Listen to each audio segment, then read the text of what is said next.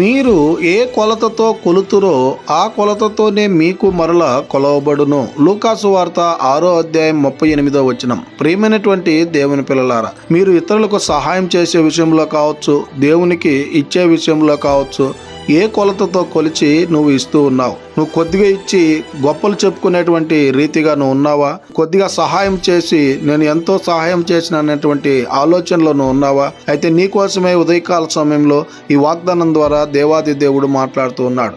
ఇతరులకు సహాయం చేసే విషయంలో కావచ్చు, దేవునికి ఇచ్చే విషయంలో కావచ్చు, నువ్వు ఎలాంటి కొలత కలిగి ఇస్తూ ఉన్నావో అదే కొలతతో తిరిగి ఆ దేవాది దేవుడు నీకు సహాయం చేసేటువంటి వాడిగా ఉన్నాడు. నువ్వు ధారాళంగా ఇతరులకి సహాయం చేసినట్లయితే, దేవునికి ఇచ్చినట్లయితే, ఆ దేవాది దేవుడు కూడా తిరిగి మరలా నీకు అలాంటి కొలతతో సమృద్ధిగా నీకు సహాయం చేసేటువంటి దేవుడిగా ఉన్నాడు. గనుక ఇక నుంచైనా మనం ఇతరులకి సహాయం చేసే విధానంలో, దేవునికి ఇచ్చే విషయంలో, మనకున్న దానిలో సమృద్ధిగా ఇచ్చేటువంటి వారంగా మనం ఉండాలని కోరుకుంటూ ఈ దిన వాక్యం ద్వారా దేవుడు బలపరచును గాక.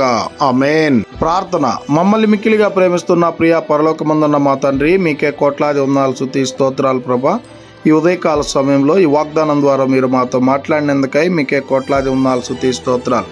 ఈ వాక్యాన్ని ఎవరైతే విని ఉన్నారో వారందరి జీవితాల్లో మీ కార్యాన్ని నెరవేర్చమని ప్రార్థన చేస్తున్నాం ప్రభా. అవును తండ్రి, ఎలాంటి కొలతతో కొలుస్తామో అలాంటి కొలతతోనే తిరిగి మీరు మాకు ఆశీర్వాదాలు ఇచ్చేటువంటి దేవుడిగా ఉన్నారు ప్రభా.